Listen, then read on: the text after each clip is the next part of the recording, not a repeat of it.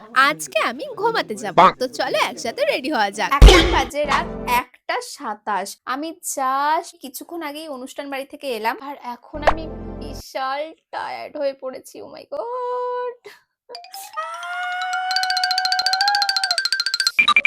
God!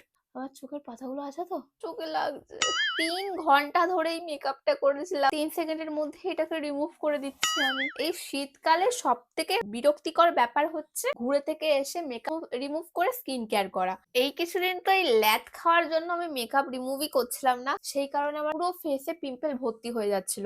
আর হ্যাঁ, এখন আমি ডবল ক্লিনজিং করে নিলাম। শুধু এইটুকুতেই আমি থেমে থাকছি না। এখন আমি আবার ফেস ওয়াশও ইউজ করে নিচ্ছি।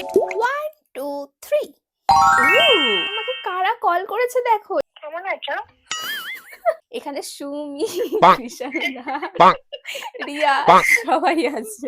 দুটো বাজে আমাকে কল করেছে ওরা। তারপরে আমরা বলছি কালকে বাগদাবির যাওয়ার তোকে বলছি। রাতে ঘুমানোর সময় আমি একদমই টাইট জামা কাপড় পরতে পছন্দ করি না। এখন আমি একটা কমফোর্টেবল কিউট সোয়েটার কাম নাইট স্যুট পরতে চলেছি। খুবই কিউট এটা।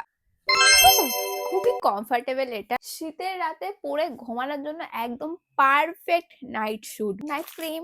বন্ধুদের সাথে রাত 2টোর সময় কথা বলতে বলতে আধ ঘন্টা যে কি করে কেটে গেল বুঝতেই পারলাম না। আর তোমরা জাস্ট দেখো আমার কার্লি গুলো এখনো কত সুন্দর আছে।